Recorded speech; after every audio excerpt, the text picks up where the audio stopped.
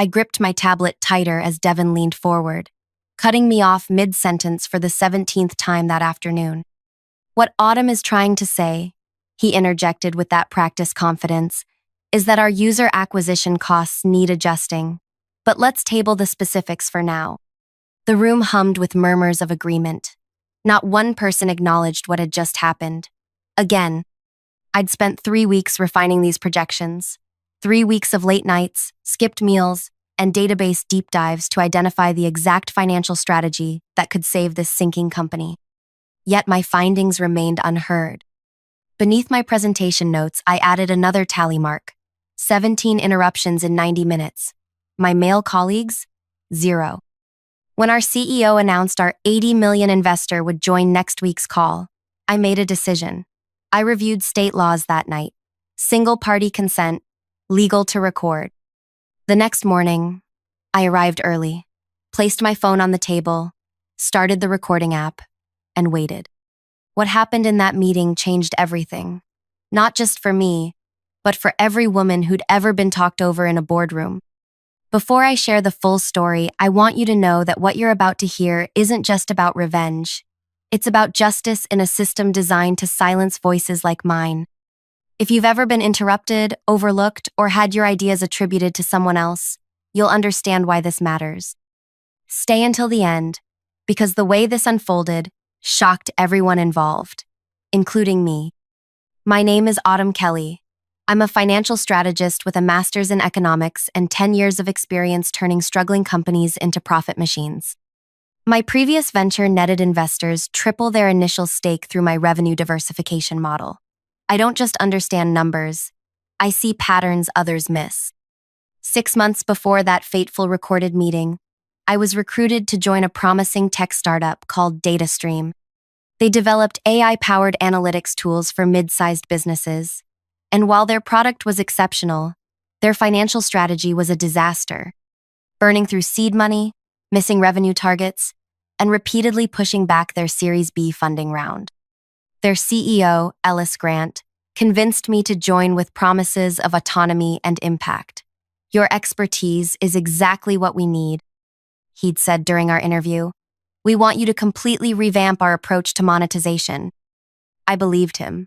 I left a secure position to take this risk because I saw DataStream's potential. The first few weeks seemed promising. People listened during my onboarding period, took notes when I identified inefficiencies, nodded along to my initial observations.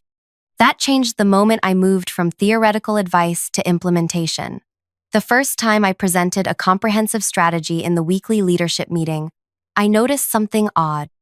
Every time I reached a crucial point, someone would interject. "Let's circle back to that. We should prioritize more immediate concerns." That's interesting, but perhaps too ambitious for our current phase. At first, I questioned myself. Was I being unclear? Not assertive enough? Presenting too much information at once? I adjusted my approach, simplified my presentations, practiced my delivery. Nothing changed. 3 months in, I started documenting every interruption in meetings. The pattern emerged with disturbing clarity. While my male colleagues averaged 0 to 2 interruptions per presentation, mine consistently hit double digits. The most frequent interrupters? Devin Marsh, marketing director, Wyatt Jennings, CTO, and occasionally Ellis himself. What made it more frustrating was watching them implement fragments of my strategies piecemeal, often after one of them repackaged my idea weeks later. The company was still struggling, using only portions of the comprehensive approach I'd designed. I tried addressing it directly. After one particularly frustrating meeting, I approached Devin. "I noticed you interrupted my presentation several times today," I said, keeping my tone professional. "I'd appreciate the chance to finish my points before opening for discussion." Devin's expression shifted to confusion, then dismissive amusement. "Did I? I don't think so. I was just trying to keep us on schedule. These meetings tend to run long." Yet 30 minutes earlier, he'd spent 15 uninterrupted minutes discussing marketing concepts that had little connection to our quarterly objectives. I tried different approaches, speaking louder, sending materials beforehand, asking Ellis for designated presentation time. Nothing worked. In fact, the interruptions increased. The breaking point came during my quarterly forecast presentation. After 17 interruptions, not one person in that room had heard my complete analysis. The projections I'd spent 3 weeks perfecting were dismissed without proper consideration. We were 3 weeks away from our final pitch to secure $80 million in funding, money the company desperately needed, and the leadership team was ignoring critical financial insights. That night, I couldn't sleep. DataStream had potential, but without proper financial strategy, it would collapse within months. This wasn't just about my frustration anymore. It was about the company's survival and the livelihoods of our 67 employees. I researched recording laws in our state, confirming single-party consent was legal. I didn't plan to share the recording publicly, I just needed evidence. Something concrete to demonstrate the pattern when I finally addressed the issue with Ellis or the board. The next morning, our conference room buzzed with nervous energy. The $80 million investment would either save us or, if lost, effectively end the company. Ellis straightened his tie repeatedly, while others rehearsed talking points. When our investor Preston Hall's face appeared on the video call, introductions began. Preston was known for his directness and impatience with inefficiency. His venture capital firm had backed some of the most successful tech companies in the past decade. At 62, he had silver hair and penetrating gray eyes that seemed to evaluate everything. "Let's get started," he said after brief pleasantries. "I've reviewed your previous materials, but I want to hear where things stand today."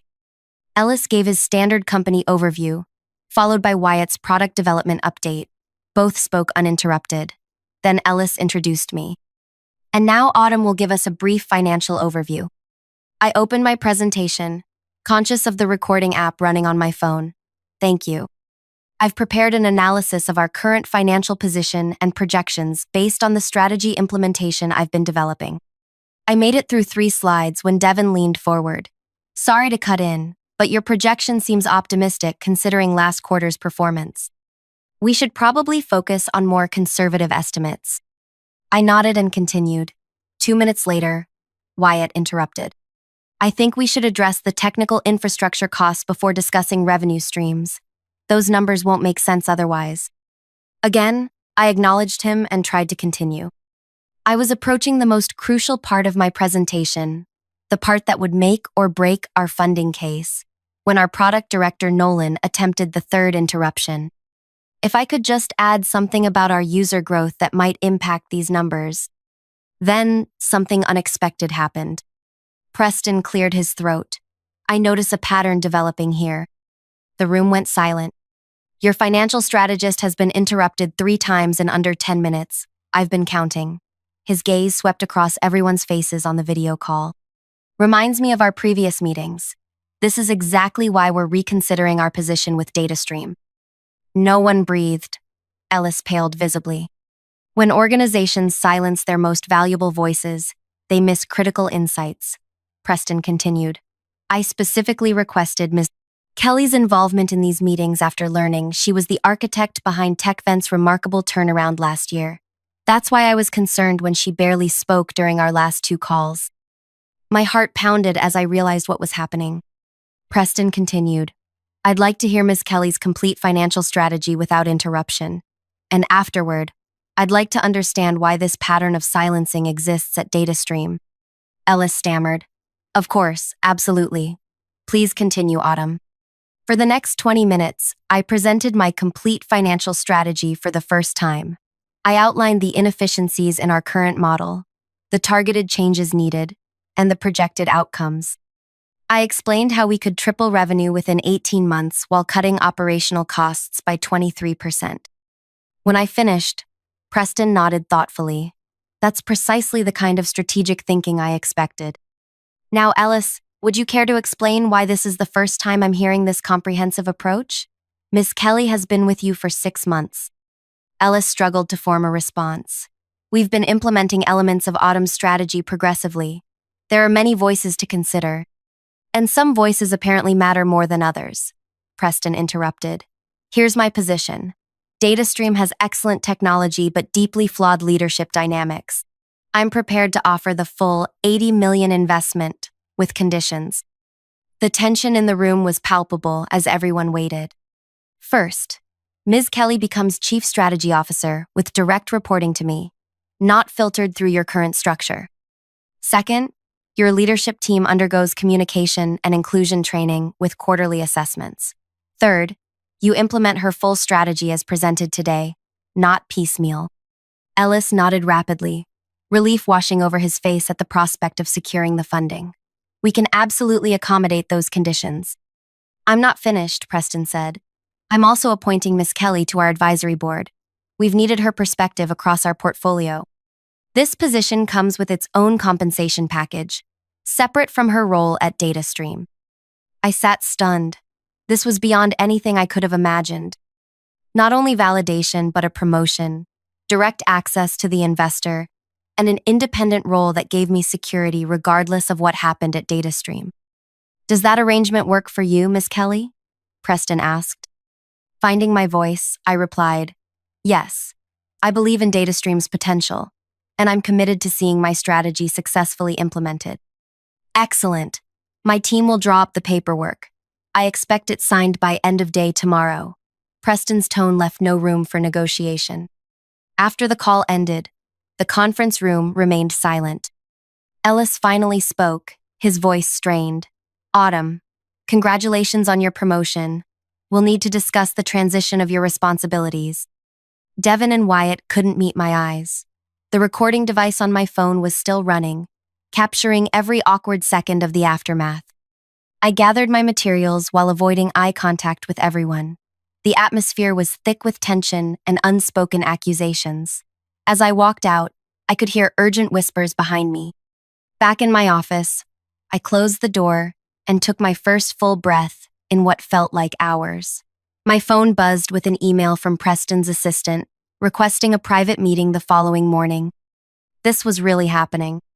Ellis knocked on my door 30 minutes later, his usual confident demeanor replaced by something more cautious.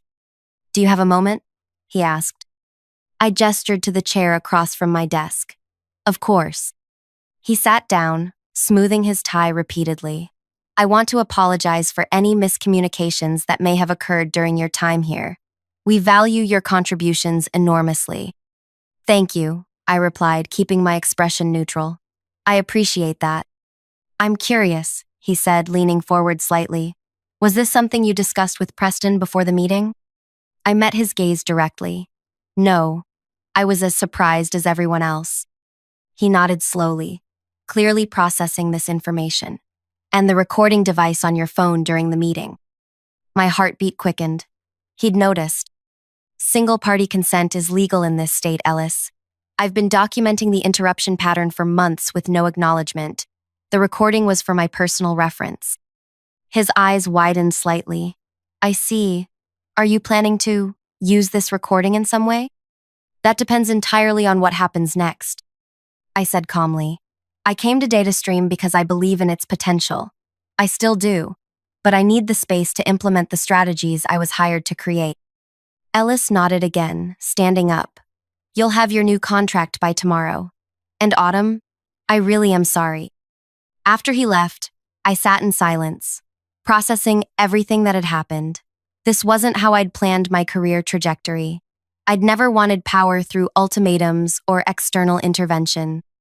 I'd simply wanted to be heard. My phone buzzed again, a text from Phoebe, my closest friend outside work. How did the big meeting go?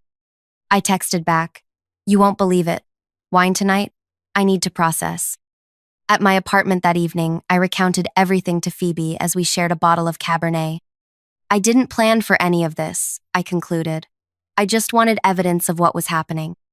Phoebe, a litigation attorney who'd faced her own battles with workplace dynamics, shook her head. You didn't create this situation, Autumn. They did. Preston just recognized what was happening and valued your work enough to intervene. But now I have to go back and lead people who resent me. Or, she countered, you get to reshape a company culture while having the protection of the primary investor. Do you know how rare that opportunity is? I sipped my wine thoughtfully. I keep thinking about the recording. Part of me wants to delete it now that it's served its purpose. Another part thinks I should keep it as insurance. Keep it, Phoebe said without hesitation. Not to use as a weapon, but as protection. You're about to make significant changes that will disrupt established power structures. Some people won't accept that gracefully. The next morning, I met with Preston via video conference. In daylight, away from the tension of the previous meeting, I could better appreciate his shrewd intelligence. "Ms. Kelly, may I call you Autumn?" he began. "Of course. I want to be transparent about yesterday," he said. "Your interruptions weren't the only reason we were reconsidering our investment." I waited, curious. "For 3 months, we've been evaluating DataStream's leadership culture. Ellis is brilliant at product vision, but has created an echo chamber that rewards confidence over competence. When we learned they'd hired you, the strategist behind TechVent's remarkable turnaround, we were optimistic. But in subsequent meetings, we noticed you were consistently sidelined. You were testing them," I realized aloud. Preston nodded. "We needed to see if they would utilize your expertise effectively. They failed that test repeatedly. Yesterday's meeting simply confirmed what we already suspected. Why not just withdraw your investment?" "Because DataStream's technology is exceptional, and now it has you." He leaned forward. "I don't make decisions based on social justice, Autumn. I make them based on return on investment. Companies that silence their best thinkers make poor financial decisions. It's that simple." By the end of the day, I had signed both contracts, CSO at DataStream with a substantial raise and equity package, plus a position on Preston's advisory board at triple my previous consulting rate. The following Monday, Ellis called an all-hands meeting to announce the investment and my promotion. The news was framed entirely as positive organizational development, no mention of the conditions that prompted it. Some staff members seemed genuinely pleased. Others, particularly Devin and Wyatt, maintained tight smiles throughout. After the announcement, I outlined the strategic changes we would implement immediately. "These adjustments may feel significant, but they're necessary for our growth and sustainability," I explained. "I'll be meeting with each department individually to discuss how these changes affect your specific areas." The real work began that afternoon. I started with the marketing department, Devin's territory. I arrived at the conference room to find him already seated with his team, his expression carefully neutral. "Thank you for making time for this," I began, distributing materials. "I want to discuss how the new strategy affects marketing priorities and budget allocations." Devin cleared his throat.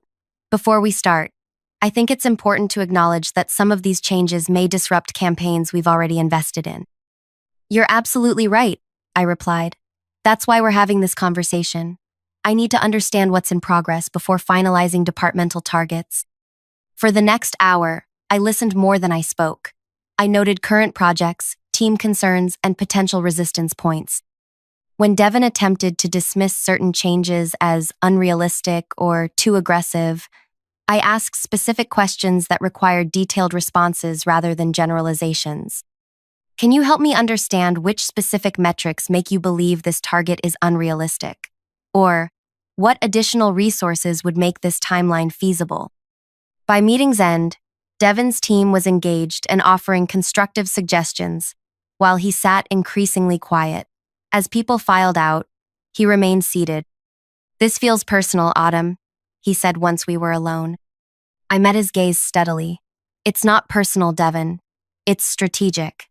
The company needs to change course to survive, and marketing plays a crucial role in that pivot." "You recorded that meeting, didn't you?" "With Preston." I neither confirmed nor denied it. "What matters now is moving forward. I value your expertise and need your department fully aligned with our new direction. Are you willing to partner on this?" He studied me for a long moment before nodding once. "I'll align with the strategy." Similar conversations played out across departments over the following days. Some embraced the changes enthusiastically. Others accepted them reluctantly. Wyatt proved particularly resistant, questioning every technical allocation in the new budget. During our third heated discussion about development resources, he finally erupted. "This is ridiculous. You're dismantling systems that took years to build because you got lucky with one investor who happens to like you." The room fell silent as his words hung in the air. "Is that what you think happened, Wyatt? That I got lucky?" I asked quietly. You know what I mean, he said, not backing down. Preston took a shine to you, and suddenly you're dictating everything. I opened my laptop and pulled up a spreadsheet. Let me show you something. I turned the screen toward him. These are the development costs for the past 18 months mapped against customer acquisition and retention. We're spending 43% more than industry standard to maintain features that less than 7% of our users regularly access. I clicked to the next tab. Here's the impact of redirecting those resources toward the features our highest value customers actually use daily. Projected revenue increase of 28% within 6 months with decreased development overhead. Wyatt stared at the numbers, his objections faltering. This isn't about Preston taking a shine to me, I continued. It's about implementing data-driven decisions that were ignored for months. You're a brilliant technical mind, Wyatt. I need that brilliance focused on the right priorities. The resistance didn't disappear overnight, but it gradually transformed into grudging respect as my strategy began showing results. By the end of the first quarter under the new approach, customer retention had improved by 16%, acquisition costs had decreased by 22%, and our runway had extended significantly. Ellis, to his credit, became an unexpected ally. During our weekly check-ins, he actively sought my input and publicly supported my decisions. After one particularly successful product launch, he stopped by my office. I was wrong about you, he said simply. Or rather, I was right initially when I recruited you, then wrong when I failed to listen. Thank you for acknowledging that, I replied. The board is impressed with our progress. They've mentioned expanding your role further. He hesitated. I wanted you to hear it from me first. 6 months after that recorded meeting, DataStream had transformed. We weren't just surviving, we were thriving. The company culture had shifted too. Meeting protocols now included designated presentation time, free from interruptions, and the leadership team had expanded to include more diverse voices. Devin eventually became a strong partner in implementing our marketing strategy, though our relationship remained strictly professional. Wyatt took longer to adapt, but ultimately thrived when given clear technical direction aligned with business goals.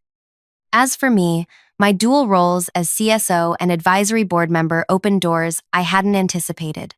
Other companies in Preston's portfolio sought my consultation. Industry publications requested interviews about our turnaround strategy. I was invited to speak at conferences about financial leadership. The recording that started everything remained securely stored but unused. Its existence had served its purpose without ever needing to be played. The true vindication came during our annual investor meeting, exactly 1 year after that pivotal recorded call. I presented our results to a room of stakeholders, including Preston and several new potential investors. Under Autumn's strategic direction, Ellis explained, DataStream has increased revenue by 67% year over year, while decreasing operational costs by 31%. Our customer base has grown by 43%, with improved retention metrics across all segments. Preston nodded approvingly as I walked through the details. When I finished, he addressed the room. When we invested in DataStream, we were investing in potential. Today, we're seeing that potential realized through clear strategic vision and disciplined execution. He turned to me. Ms. Kelly has demonstrated what happens when companies amplify their best voices rather than silencing them. After the meeting, Preston pulled me aside. I've been watching your work across our portfolio companies. The advisory role has been valuable, but I think we can do more.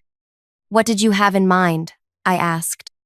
We're launching a new fund focused on undervalued companies with strong technical foundations but flawed strategic execution. Exactly the profile you excel with. I'd like you to consider joining as a managing partner. The offer was unexpected and life-changing. Partnership in a venture capital fund with significant carry percentage and decision-making authority. This would mean leaving DataStream, I said, processing the implications. Eventually, yes. Though we'd want you to transition gradually and perhaps maintain an advisory role, Ellis has grown considerably as a leader under your influence. I thought about the journey of the past year, from being repeatedly silenced to being offered a position where companies would actively seek my voice, from counting interruptions to shaping investment strategies for multiple organizations. I'd like to think about it, I told Preston. Of course, take the time you need. That evening, I sat in my apartment reviewing the offer details. My phone buzzed with a text from Phoebe. Heard through the grapevine, your meeting went well today. Celebration dinner? As we shared a meal at our favorite restaurant, I explained Preston's offer. So you'd be his equal in this new fund? She asked. A junior partner initially, but yes, with clear path to equal standing based on performance metrics. Phoebe raised her glass. To the woman who turned 17 interruptions into a venture capital partnership, I knew you were brilliant, but even I didn't see this coming. I clinked my glass against hers. Neither did I. I just wanted to be heard. And now everyone's listening, she said with a smile. The following week, I accepted Preston's offer with a 12-month transition plan for DataStream. When I announced my eventual departure to the leadership team, the reaction spoke volumes about how much had changed. Ellis expressed genuine disappointment but supported my decision. Devin acknowledged how much he'd learned working under my strategy. Even Wyatt offered congratulations, noting that the technical infrastructure changes had positioned the company for long-term success. In my final week at DataStream, before transitioning to my advisory role, Ellis organized a company celebration of our successful year. During his speech, he said something that resonated deeply. Sometimes the most valuable thing we can do as leaders is recognize when we need to listen instead of speak. Autumn taught us that lesson, and DataStream is stronger for it.